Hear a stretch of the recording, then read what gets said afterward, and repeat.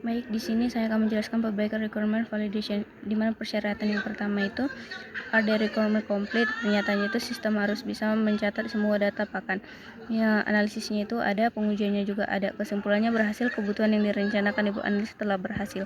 Yang kedua, ada requirement konsisten, di mana pernyataannya itu fungsi harus laras, tidak bertentangan, di mana analisis sama pengujiannya itu ada, kesimpulannya itu berhasil, aturan peran yang didefinisikan di bab analisis diterapkan dengan konsisten di bab pengujian.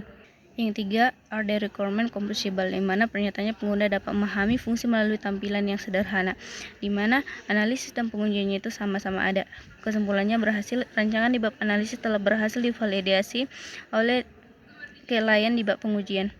Selanjutnya, ada requirement ambigu, di mana sistem harus menampilkan data dalam satuan yang seragam, di mana analisis dan pengujiannya itu ada, kesimpulannya itu berhasil, analisis untuk mencegah kebingungan di bab analisis dengan mewajibkan satuan telah terbukti berhasil diuji di bab pengujian.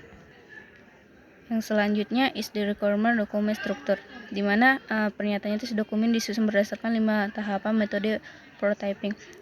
Analisis dan pengujiannya itu di bagian analisisnya itu ada, sedangkan di bagian pengujiannya itu tidak relevan karena di bagian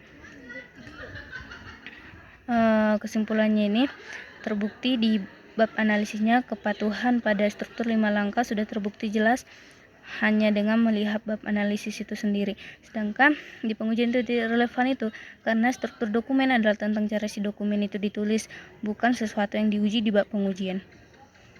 Yang selanjutnya ada requirement predictable, di mana pernyataannya itu setiap kebutuhan fungsional dan non fungsional dapat ditulis ke pengujian, di mana analisisnya itu ada untuk fungsional karena dijabarkan semua kebutuhan fungsionalnya, sedangkan di non fungsional itu tidak dijabarkan, sehingga si pengujiannya itu untuk fungsional kita bisa dilihat di halaman 297, dan untuk non fungsionalnya itu tidak bisa diuji karena tidak pernah didaftar, sehingga kesimpulannya itu sebagian gagal karena keterlacakan untuk fungsional fitur berhasil dan keterlacakan untuk non fungsional gagal. Dan yang terakhir, dokumen converted standar, pernyataannya itu disusun berdasarkan pedoman SDLC.